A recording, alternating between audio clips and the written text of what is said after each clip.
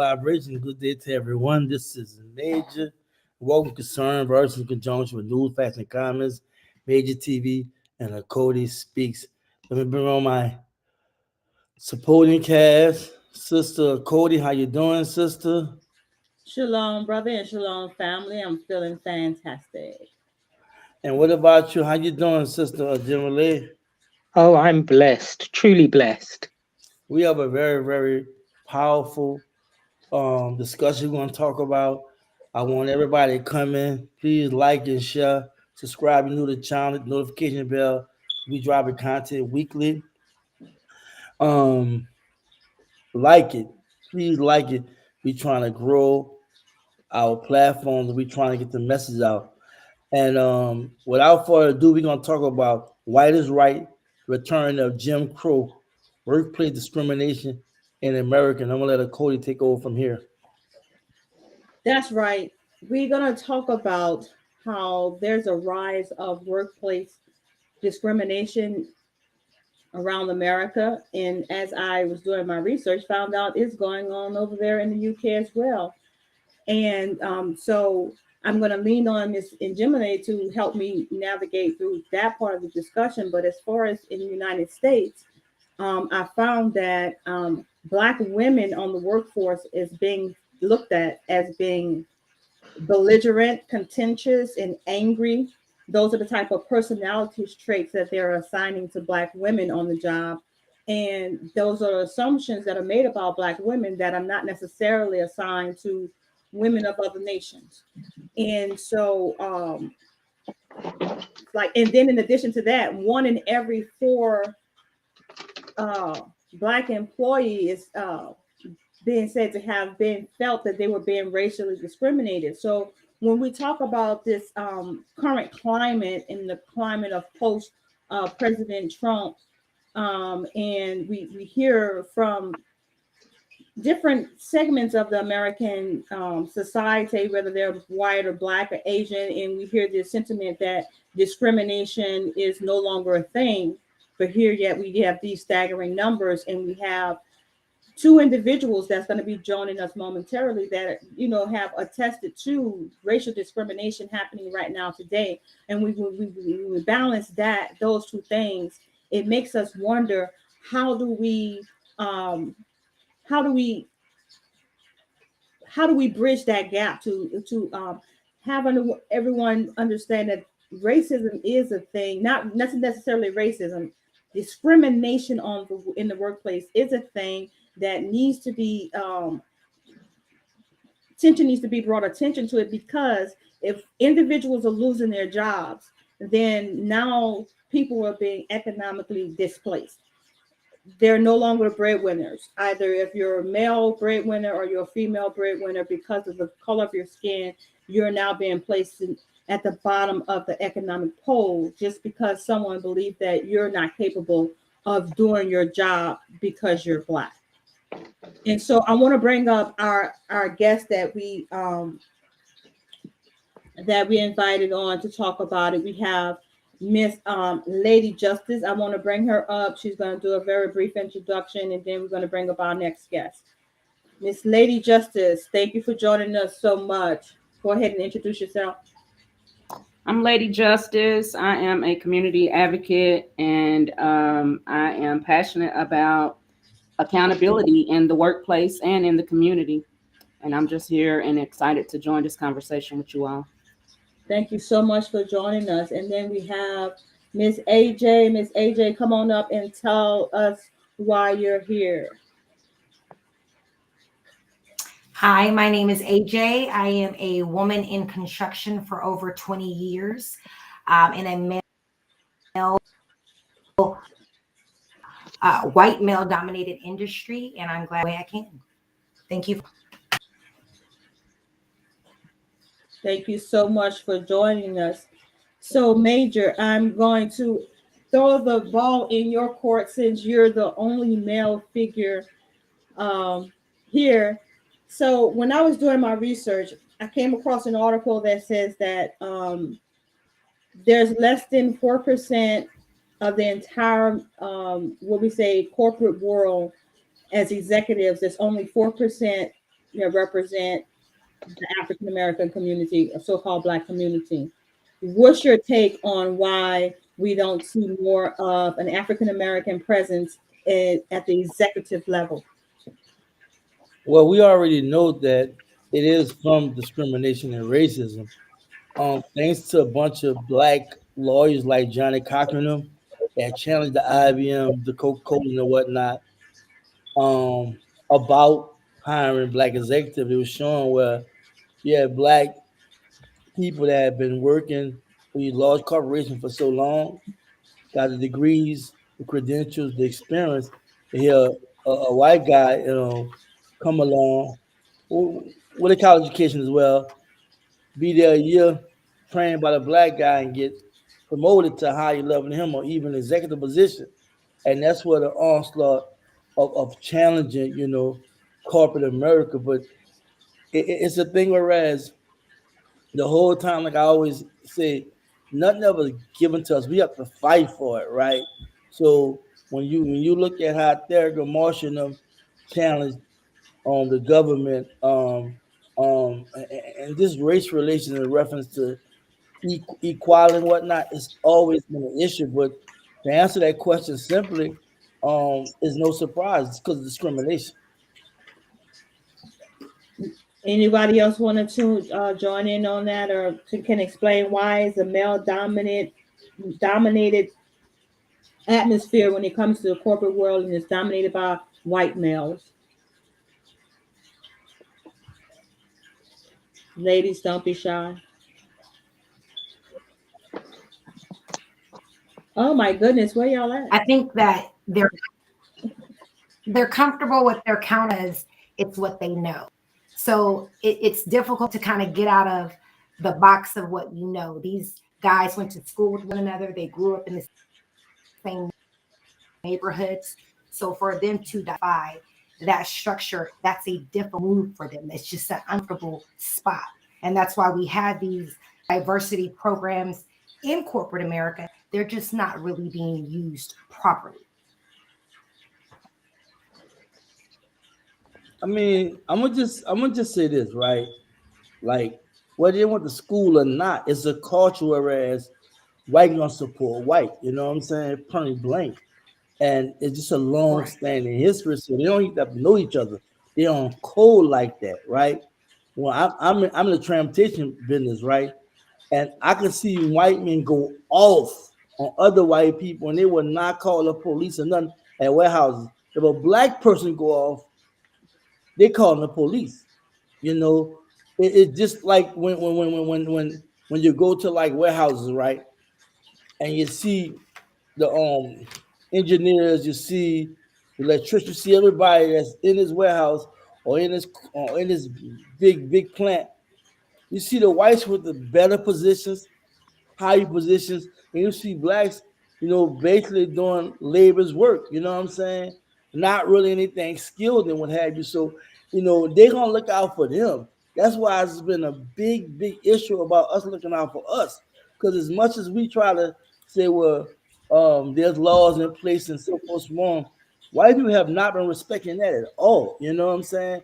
And for those who do call themselves trying to abide by, they're just trying to get a certain percentage to make it seem like everything is all right. But all the while, their system's still working. For dominant black neighborhoods, you have white people running it, and you have nothing but black people working underneath them, and it's just not right. But that's a culture of discrimination and racism that just exists in this country.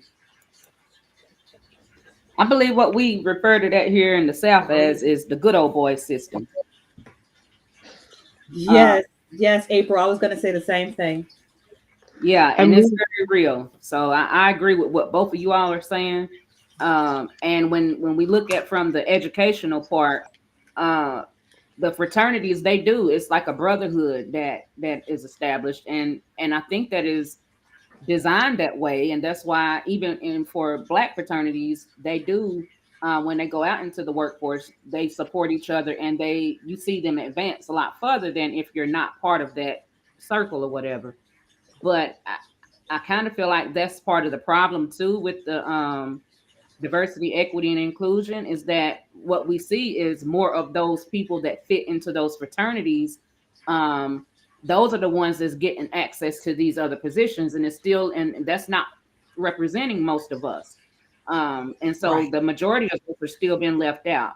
But that's just my take on that. My issue with everything, right? Because I have a professor at Clark University I'm cool with. I never completed, that's never hit him up. I never completed. It was a bunch of professors. They got the Southern, they have a Southern conference thing, but I forgot the exact name, but W. Du Bois is, I think, is a research center he started, and it was a long piece on. I had been reading it, right? And it's sad that we have to explain to them, as I'm reading this piece, right, this thesis about why we need somebody in government, why we need somebody in the police department, why we need somebody in corporate America that's melanated, that's black, right? It's sad that in 2024 we still writing and explaining history of how we've been disenfranchised, discriminated against, excluded. We have to logically explain to them something they already know about why inclusion is so important. And I find it just sad that we have to, in this day and age, have to explain it. And I just show you how large a gap we are from really coming together and making sense as being humans and doing the right thing.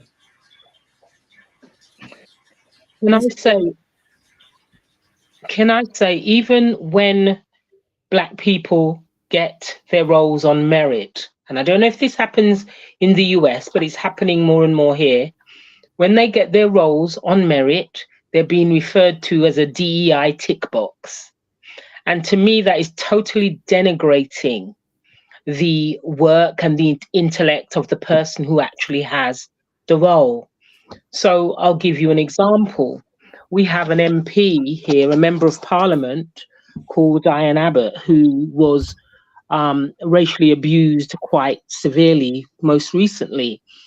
And you'll go into comment sections on various social media platforms, and they're calling this lady, who was educated at Cambridge, one of the foremost top universities in the world, as a DEI tick box. So basically saying she has no right there, and she got there only through favoritism, basically. Now, for me, that is upsetting, because this woman has worked hard. She'd gained a degree from one of the top universities in this country, but yet they're still denigrating her intellect and her right to be in what a quite senior position in the House of Commons as a member of Parliament. All I can tell you is that diversity within the universities are actively being shut out by several states. I shared with you guys the article where I believe it was like 13 states have already passed. No, 12 states have already passed laws whereby they're banning diversity standards in colleges. And so colleges are the gateway to corporate America, basically.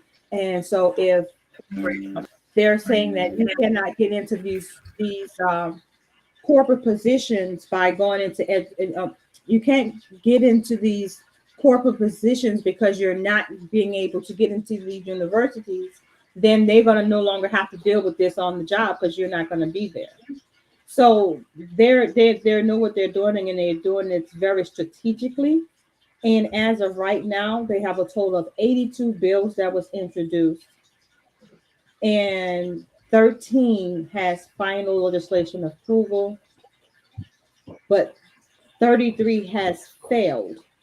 So maybe we're turning the tables on how America feels about discrimination. Now, this is at the college level, mind you. But like I said, this college thing feeds into the corporate America. Same kind of good old boy camaraderie through the fraternities and whatnot. That's where it's established on the college level. So are we turning the tables? Since 33 of those states have already tabled and are not going to pass those type of legislation? This the crazy part of Cody. They've been fighting for years to destroy affirmative action, right? Which, if you look at it, synonymous with the inclusion, thing, right? So it's like you're fighting against the wave. They already shot affirmative action down, because of the fact that they was trying to say that they putting black people that just because of you know race and what have you. And for the most part, that's true, right? And remember the new Black Justice, Justice Jackson broke it down, and I shared it on my platform. Made TV Let's Talk, where she was talking about, well, yeah, this what affirmative action was for. She wrote in dissent when they decided to overturn or what have you, that case dealing with that, right? It was saying because of how what happened with slavery and after slavery, Jim Crow and stuff like that. She wrote a very eloquent dissent on it, right? Or excuse me, it wasn't a dissent. It was a statement she made in a speech, but it was so deep that it got some recognition, right? But here, if they have already killed affirmative action, what make we think? What do we? How we think about the fact that now we talking about inclusion and this, that, and other? We breaking all this down and what have you.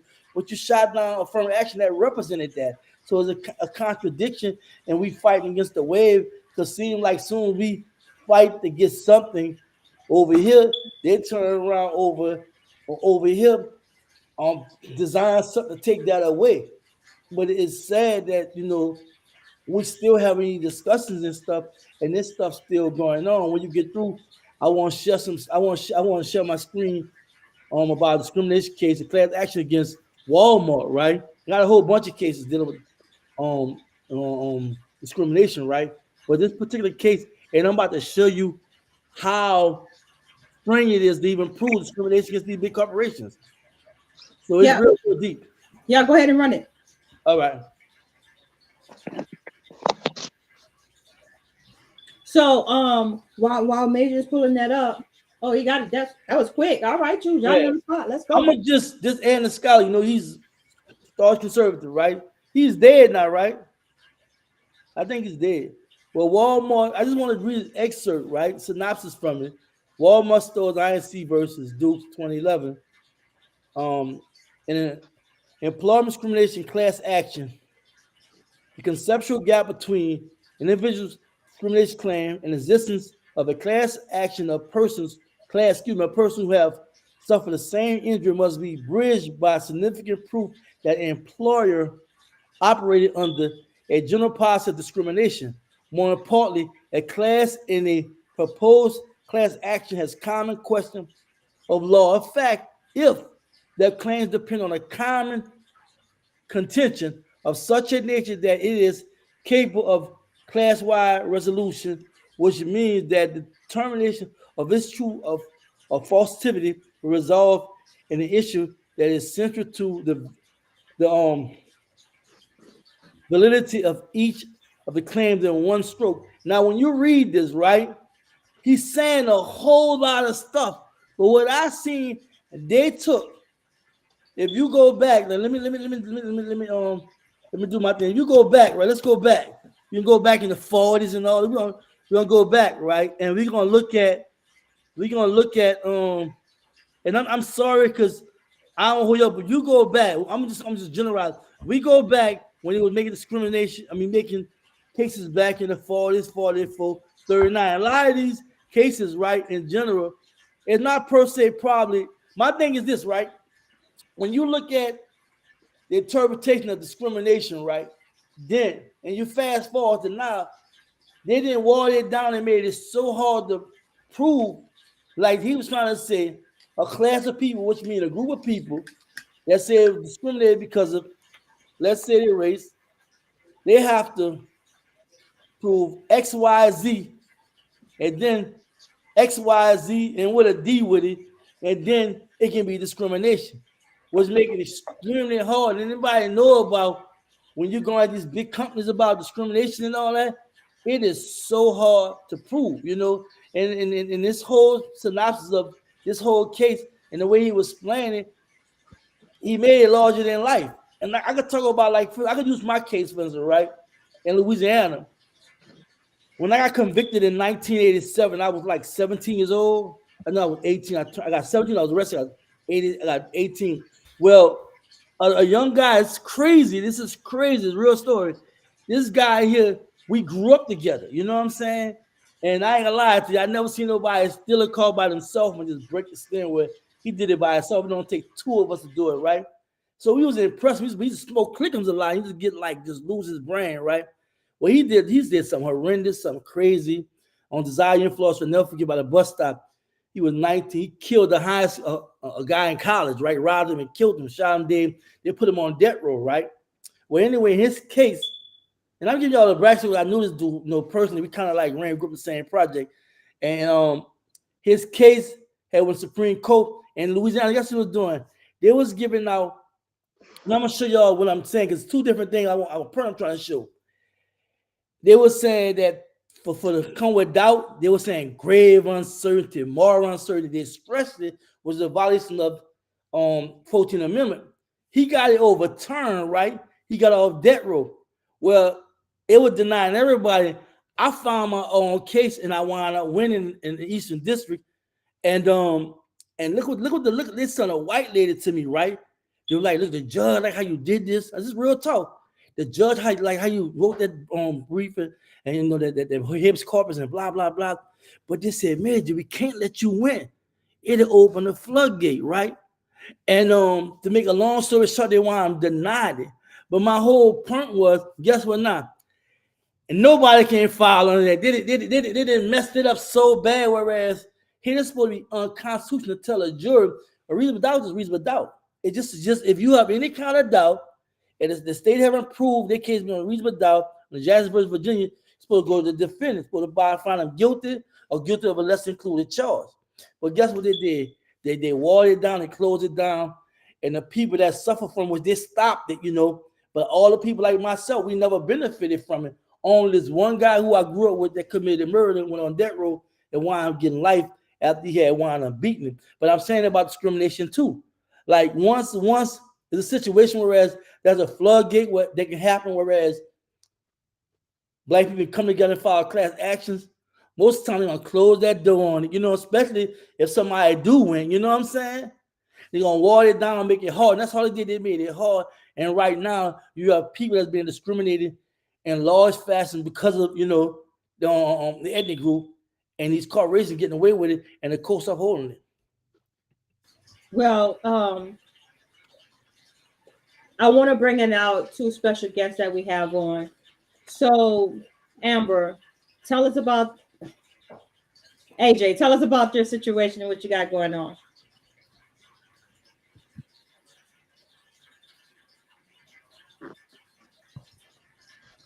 AJ, you there? All right. Lady Justice, are you there? Yes, ma'am. I'm not sure what happened to my avatar, but I'm here. Okay, so yeah, go ahead and tell us about what you got going on. While we wait for AJ to come back in. Well, just to kind of summarize a situation, I would say the same way when we speak about workplace discrimination, I think we also need to think about the whole hiring process of even applying for a position.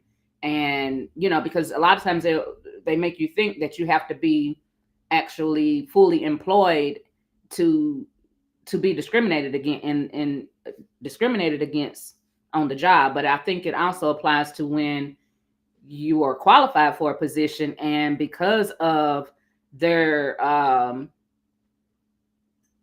in the way when they think of us as that belligerent and angry Black person or Black woman, because they know you're going to be vocal about issues that are related to that employment, it's almost like because of that aspect of yourself, you're denied the opportunity to be employed because of you being passionate about accountability.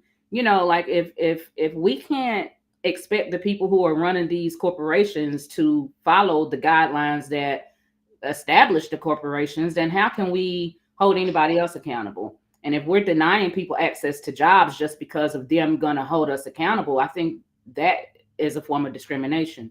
And that was kind of what I experienced. I was told that because of my advocacy work, I was seen as competition to some of the organizations that I had applied at. And to me, even though they made it sound good, like, oh, well, you're doing such great work, we may be competing for funding. To me, you still denied me access to earn money to pay my bills. Like, I would not, I think for us to be all working on a common goal or common interest as far as to address homelessness, I don't think we should be seeing each other as competition at all. And I think that was just an excuse. And so again, that's another way for them to discriminate without being, putting it out there point blank that they're discriminating. So yeah, that's the summary of my situation. Can I say that they do, and I agree with you, Lady Justice, they do discriminate in recruitment practices, especially if you have a non-English or a non-European sounding name. That's a common feature where they recruit, because automatically I've understood, I've never seen this, but I've heard that automatically that dispars you. They will get rid of the application form. And also what they've been found out doing here is marking, because they use like a scoring sheet in recruitment. Do they do the same in the US? I'm not sure what they do, but I know that in this situation, Hey, my brother. Go ahead. I'm sorry. I'm already So what they do is when they're scoring, they'll score you lower than the people that they actually want in the position. And then when you go to get feedback, you get the runaround. So yes, the recruitment. Exactly. The recruitment system, yes, it actually starts from there. You're right, Lady Justice. It does start from there, and it seems as if it's similar to what happens here. I thought the US was more progressive than here because you've had longer discrimination laws in place. But it seems as if I'm hearing what goes on there goes on here. I'm gonna be frank about it. We are so used to it. We see it every day on our job. Some of us been there for so long. Like when I work for this company, and they hired a white guy, right? Everybody else got to move up in position to get the lane they got. This white guy complained at one time they gave him the lane he wanted, right? And you see it, and I'm like, I was cool my lane, but I was so upset. Knowing people that came before me have been there longer, it went off of seniority, right? But that didn't matter when it came to this white guy. So we see this all the time. All of us, we just let it go our head, because what we gonna do about it? You complain, you're doing a retaliation thing. I was doing research on a retaliation thing. They are trying to justify or giving employers excuse for firing somebody firing somebody. Due to retaliation, because that person called them out on something, or filed a complaint or what have you. They didn't take action about some kind of discrimination, and whether it's against females, ethnic groups, what have you. They'll mess around and find a reason to file. You know what I'm saying? And then when they go file a lawsuit, the courts find a reason not to even grant or reward the person who's complaining, the plaintiff. So it's crazy. We see it all the time. It's like, what are we gonna do about it? It's hard. Again, I'm working in a role where I have seen it played out over the last, say, 4 or 5 months, where certain people who were Black should have got the roles, but the roles were given to white members of staff. So I've actually seen that. And of course, what can you do? Because if you create a fuss, they'll either say you're jealous or you're upset because you didn't get the role. They'll make up some excuse as to why you didn't actually come up to par. And then they'll start victimizing you. So there's laws here against victimization, but they do it anyway. We got to also think about the Obama syndrome. You know what I'm saying? I hate to say it like that, but ever since we had a Black, they feel like as soon as we get a Black president, whether the United States or a universe or whatever, right? Or a corporation, oh, you should be happy. While you got millions of people being discriminated against, that's complaining about it. And the research that Cody has shared, I don't know if I even know this, right? They say out of every 4 people, melanated people in America, one of them complaining about discrimination. That is large in percentage. Out of every four black people that in the states that work in corporate, I'm saying in these American companies, every four person that's black, one of them complaining about discrimination. That's deep. That's huge in percentage too.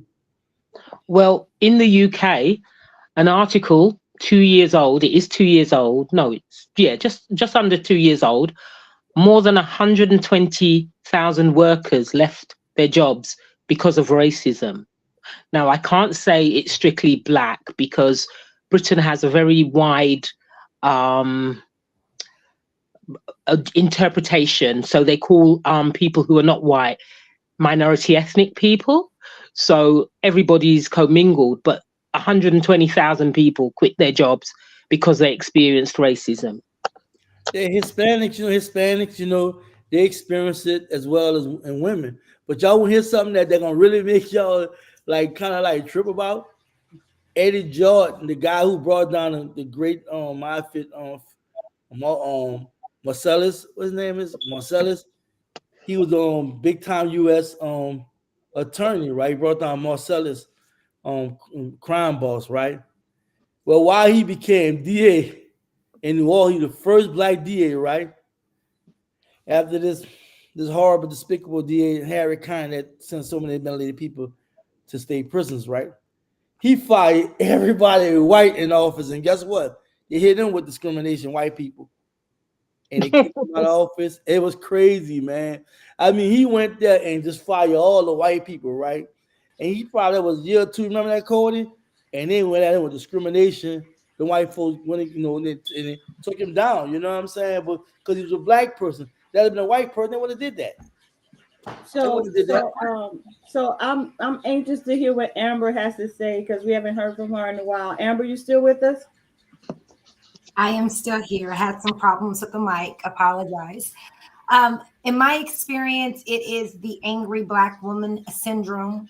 I think that most intelligent Black women who are at their best in their profession are treated as if their personalities dictate their professionalism. In my case, you can be the top performer, you can have the best numbers. If you know more than your white counterpart, you will be deemed a certain way, whether it's intimidation, or it's just a lack of respect. They can change that narrative with the EEOC changes and initiatives. They don't have enough staff, even if you do go file a complaint beyond your HR department, to really provide you the support you need to go fully. So you're put in a position of your job or just taking that treatment. There's no other option. And in Texas is a right to work state, so that means that they can fire you for any reason. They don't even have to give you a reason. To be honest with you, they could just say your services are no longer needed, and then you have to go, like you say, AJ, go down there and file a complaint with EEOC. But then in the meantime, your family is not eating. It's just crazy to think that still today that we're talking about this. Like in Jimele says, like I wanted to share something with Jimele, and they're just now going to over there in the UK, the Labour Party. And Jimele, I'm gonna share this article with you, and so you can help us understand what's going on in the UK. Can y'all see that? Okay, hold on. Yes. Let me make it bigger. Okay, so it says here they set out a new proposal to change discrimination law, including the idea of extending equal pay claims to cover ethnicity and disability. So, Angela, tell Yeah. us, who is the Labour Party? And my second thing is, I thought that this was already a law over there in the UK. Well, the Labour Party is the equivalent to your Democrats, and they're going to change the discrimination laws to extend it to equal pay claims relating to ethnicity. So that will mean to ethnic minorities and disability, or disability is if you've got, you know, you've got like asthma or something like that, that's classed as a disability. And if it affects the way that you work, your employer has to take it into account and make reasonable adjustments.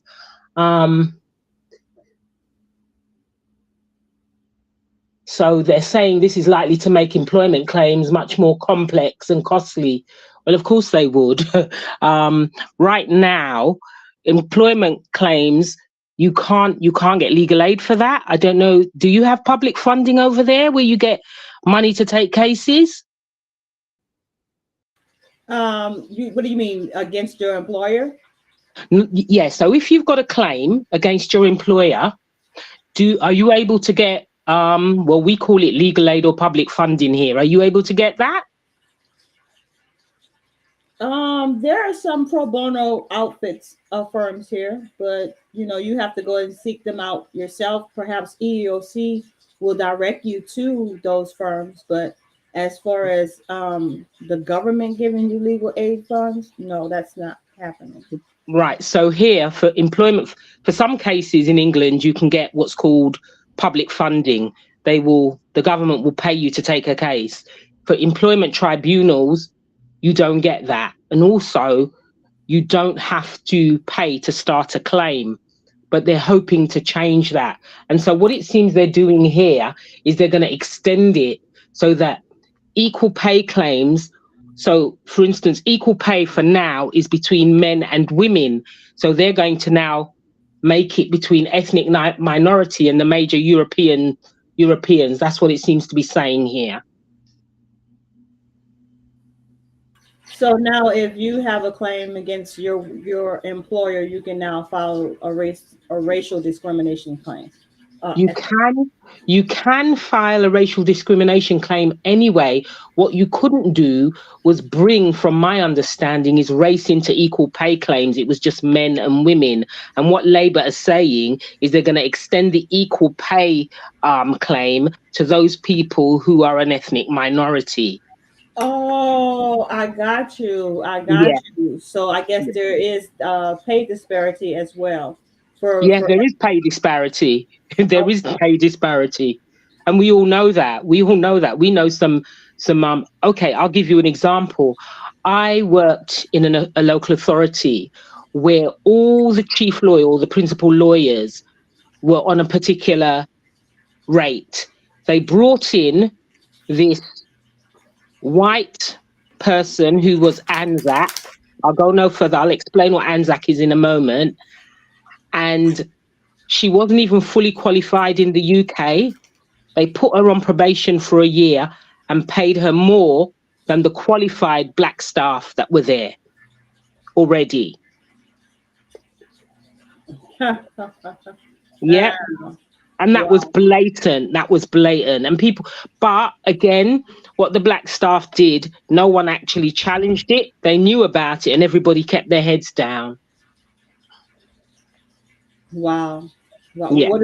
And so were there any people of color in a position to help make that decision to terminate her? Well, they didn't terminate her. What they did was, on the recruitment panel, the head of the recruitment panel was an ANZAC like herself. So he was doing for his own people. So when I talk about Anzac, I talk about people from Australia and New Zealand. They're one of the Commonwealth countries, and they're happy for them to come here, and they're happy to give them senior roles, not so much for people from Black Commonwealth countries. Wow. So is that Maybe. similar to the good old boy system here? Well, I've got our good old boy system goes even deeper, because it's not only white, it depends on whether you went to particular private schools, Mm-hmm. and it's who you know. I know that operates there, but we've got like a cohort. We've got 2 or 3 top private schools, and you'll find that most of the CEOs and most of the people in senior positions have gone to these schools. So Yeah. we call it the school tie, as well as the old boys network, we call it the school tie network. I agree with you, and I think that's kind of what I was saying when it comes to how the DEI is, they're kind of focusing on the fraternities, and if you are part of certain groups, then you get access to certain positions, and it eventually like leaves everybody else out because you did not go through that specific channel. You know what I'm saying? Or you didn't graduate from a specific school, so you don't get access to these things. But I think it kind of it has a counterproductive effect because you're saying you're trying to include the other races, but you're like picking a specific class of those people, so you're still discriminating in a sense. But yeah. And they always do that. They always discriminate. Again, they say they want to be inclusive, but as I say, action speaks louder than words. So you can have words, but it's your actions that are really important. And for me, a lot of the actions that I see in the UK goes absolutely contrary to the words that are being spoken. So what do we do as a community to fix to change the dynamic? Do we do a mass exodus from their corporate world? AJ, what do you think? We all just leave their corporate world and seek Black employment? I love that idea. However, that is not realistic. We have to, deal with the situation for what it is. I think a very personal choice whether to stay in a hostile environment versus seeking entrepreneurship in a company that values diversity. I think it comes down to, like you said, eat. If you make certain moves that will put you in certain financial situations. At the end of the day, corporate companies do not care if we eat. Bottom line is they don't care how much savings you have in the bank. Their goal is not to make you a millionaire. It's to make them a millionaire.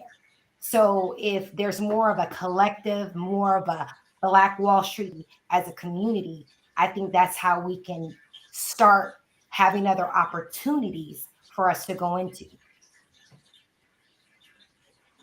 Well said. Well said. And I know, Major, you said you had to leave in a few. You want to give your last words on the subject? As far as the massive or the mass exodus, somewhere down the line we just lost focus, in my opinion. And the reason why I don't think it'll work because for so much it's so programmed, and a lot of us are running behind them titles, running behind, we believe, big money corporate America.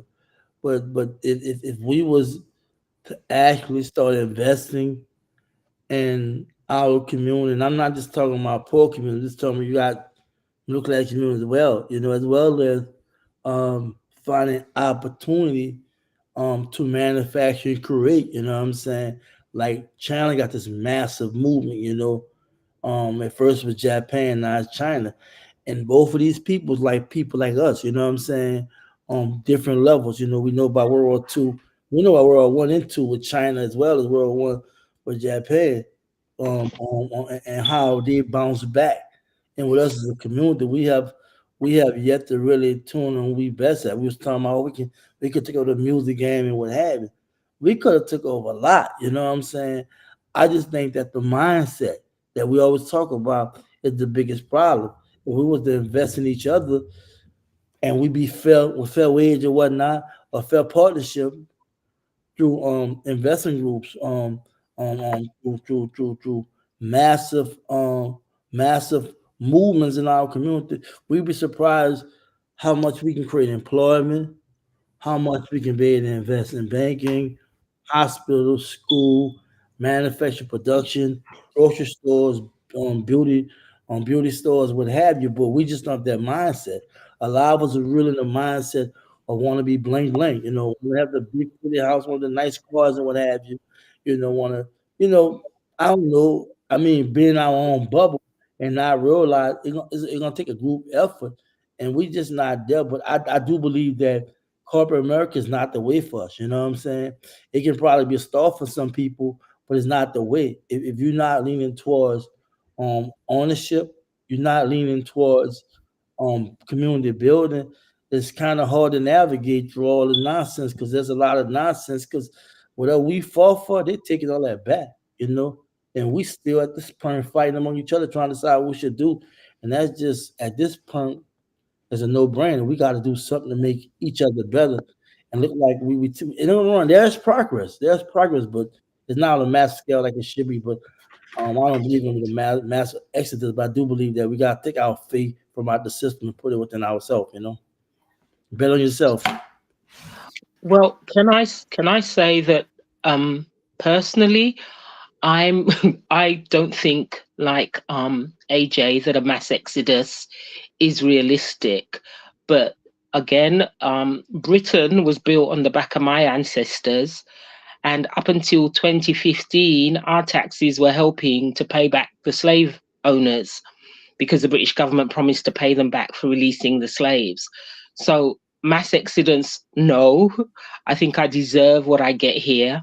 However, yes, I agree 100% with Major that we should be starting to build in our communities.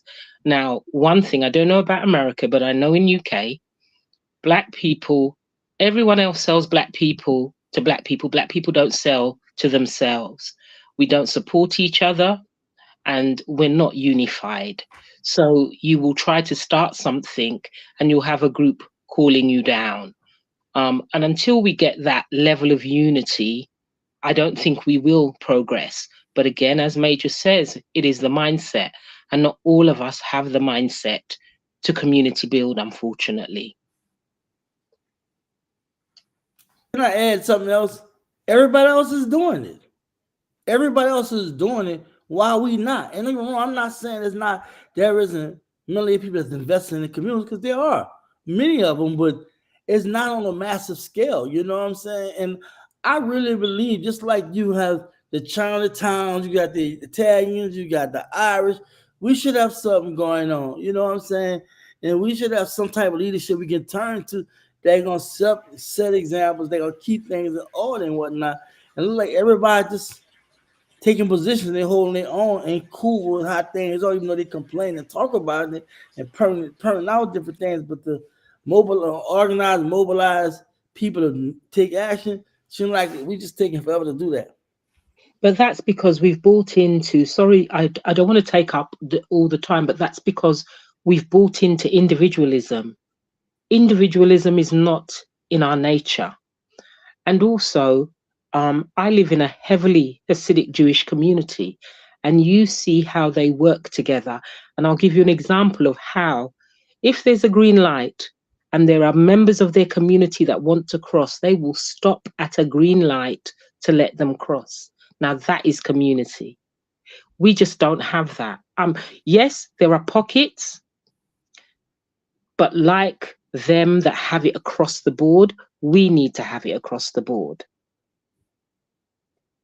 And you know what's so crazy? It's not like we never had this. We had this at one time. We had predominant black towns where we was boarding and trading and spending with each other. We had the banks, we had the hospital, we had the different businesses and whatnot that cater our people. because we know how it was, and we was literally forced to. It was cool. We had no problem with the fact that y'all the ones cross, come over the track, don't come over by us. We good. We gonna operate like that. And now I think we had this burn desire, just want to show white people we not like them. We not like the other Negroes. We the cool ones. And all the while we're looking at all us the same, but in our mind, because he high and left with us, that did deceiving us, believing it's all good. You know what I'm saying?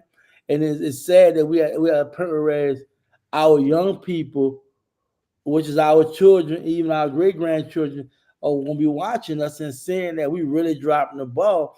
And if we don't set the president example for them, how you expect they're going to be, when their kids and few generations come underneath them and see they're not coming together. And it's sad because this is a common discussion in our community as well as other communities that's making fun of us because we not united.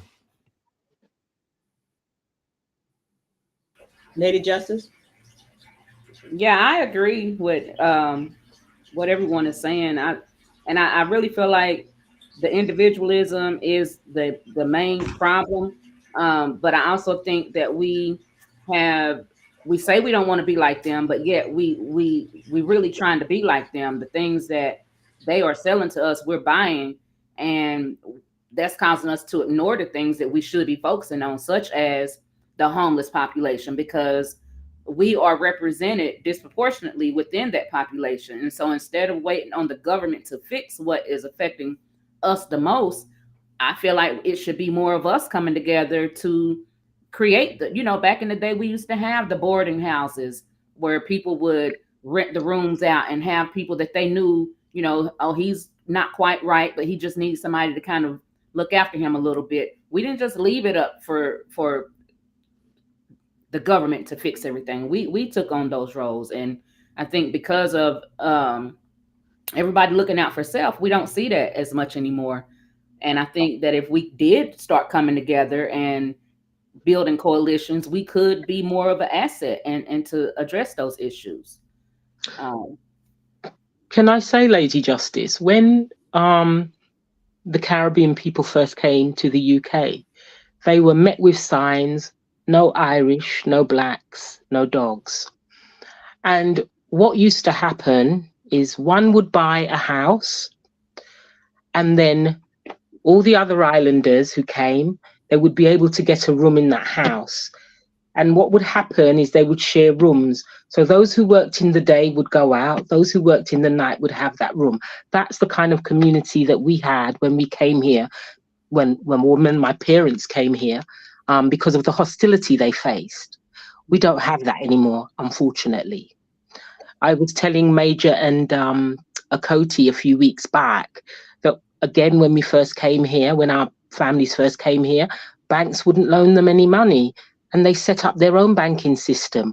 All of that is now dying out due to individualism and the community. And in fact, as you say, no one was homeless because there was always a room that you could catch in, as we say, that you could lay your head in and someone would look out for you. All of that now has gone, unfortunately. Well, ladies, Major had to dip out, and that was a great point in Jimmy. So, I kind of want to switch gears at this point to talk about solutions. And for those who are listening, we thank you for tuning in to Concerns Voices podcast. We're talking about White is Right, the return of Jim Crow, workplace discrimination, and Black America. Give us a thumbs up, and if you haven't subscribed, go ahead and subscribe and share the video. Want to switch gears, and I want to speak with AJ about steps one can take if they feel like they're being discriminated against at the workplace. What can they do? What kind of steps have you taken? Well, I think generally speaking, they want you to follow the normal processes of going through your HR. However, you need to keep in mind HR works for the company. They are in the position of defending the company. So be careful with that process. And thereafter, if you're not getting the proper response or a difference with your employer, You do have the EEOC channel, private attorney channel, if you want to pursue it further. I think that, once you ring a bell of alarm, you will be targeted. Although you're not supposed to have any type of retaliation. You need to know by nature that kind of comes with that type of complaint. So just have some type of career path in place, whether that's looking for another job, because it's quite easier to change your job than to change the employer. And Lady Justice, can you add anything to that based on your experience? Just that, yes, be prepared for retaliation. Anytime you speak up against the status quo or, the injustices that you're experiencing, because it is inbred in the system, you're going to get pushback. So be prepared for that. At the end of the day, I think we do need to start trying to figure out how we can become self-employed or find other employers that respect us in the ways that we need to be respected. Other than that, it's a constant battle because it's still here. It's still alive. And then, Sister Njimale, I know that you work in some type of legal capacity over in the UK. What can you tell the listening audience they would need in order to approach an outfit such as an EEOC, Equal Opportunity Commission, is what that means? Right. So here, what would happen, I'll just quickly go through the procedure. So you'd go to HR, but I have to be honest, I found most HR departments useless. And as AJ has said, they work for the company. So they're there basically to defend the company. Here you can raise what's called the grievance procedure. So you can have an investigation into a grievance that you've raised. Outside of that, you can go to our Equality and Human Rights Commission, or you can go to a lawyer, a solicitor, and take a case to the tribunal, the first year employment tribunal. But then again, that's very difficult because the employer's kind of a heavyweight will come with a massive suite of lawyers, and you may be just a claimant who's, you may have the moral high ground, but do you have the legal high ground? So very difficult, very stressful, because I've known people that's gone through it. But, just follow your procedure, document. It's important to document. And if you feel like something's going on like that, make sure everything is in an email. If you're given or something is said to you, you draft it in an email, cut out the verbal stuff, because you'll find that when people get into tribunals, all of a sudden they have memory loss. They can't recall anything. And that was well said. And Jimmy, the only thing I could add to that is to, when in the process of documenting, make sure that you notate your witnesses, whoever was there, who witnessed the conversation, and things of that nature. That's very important as well. Koti, can I say that what usually happens is when you'll have the witnesses, but some of them will run for the hills because they're protecting their position. So, and some you'll call and they will turn on you on the witness stand. I've also heard of that happening. So you've got to be very, very careful as to whom you ask to be witnesses to whatever you're claiming. Roger that. Roger that. So did anybody else want to add anything else to the discussion? All right. Here and there's none. I want to say thank you to our special guests, Lady Justice and AJ. You ladies were a blessing to the podcast today. And if you want to go ahead and give your closing remarks, we'll go ahead and end with that. Lady Justice, you go first. I just want to thank you for having me on the panel. I think this was a very needed conversation, just so that people can start having the conversation openly and together, to know that they're not imagining this. This is still going on, and you need to speak up for yourself, because if you don't, who will? So I just want to thank everybody, and it's been a pleasure. I learned so much, and so I'm turning back the mic over. Thank you so much, Lady Justice, and thank you for your input on the podcast tonight. AJ, what's your last words? Thank you for having me on the show. I've enjoyed it thoroughly. They call it a fight for a reason. You get tired. Sometimes you don't think that there is a solution out there, but I do think that having discussions, having the awareness does lead to solutions. So podcasts like this are always helpful and beneficial to our community. And thank you for having me. Thank you, my sister. And of course, you're always welcome back at any time. Thank you for your input. Powerful, powerful. So until next time, my sister, we'll talk. Be blessed, my sister. Thank you. Bless. Miss Njimale. Hey, Akoti. That was a powerful discussion. And thank you for getting that information on the UK, because I hadn't even seen that. Thank you so much. So yes, there's changes afoot, but that's if Labour gets in. And that's not a shoo-in, actually. But just wanted to close and say thank you very, very much for having me, as always. Interesting discussion. And it's sad that in 2024, we have to have such a discussion. And it appears as if what's going on over here is going over across the pond, as they say. And it feels to me like no matter where you are, if you are Black and you're in like a Western society, you are having the same problems, the same microaggressions. And how do you look after your mental health when you, as one of the sisters referred to, as you have this continual fight? How do you? Sad, extremely sad, but a well-needed conversation. Thank you for having me. Thank you, my sister. And as always, family, for those of us at Concerned Voices Podcast, we thank you for watching. We thank you for tuning in. Please like and share the video if you have not subscribed. And until next Saturday, we love you all with the love of Yahuwah. Take care of yourself and each other, and be blessed. Shalom.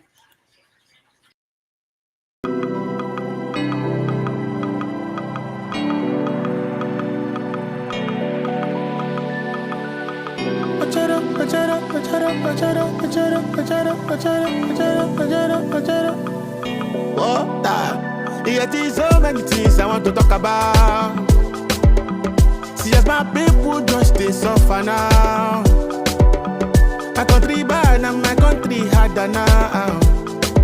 Nowhere to go and there's nowhere to run. But I no go mind, I go put my grind on my mind. I no go fear, I go try make I dey my lane. No. Cause my brother say water no get enemy. So I no one get the enemy. And I go flow like the river. It doesn't matter what you're feeling. It doesn't matter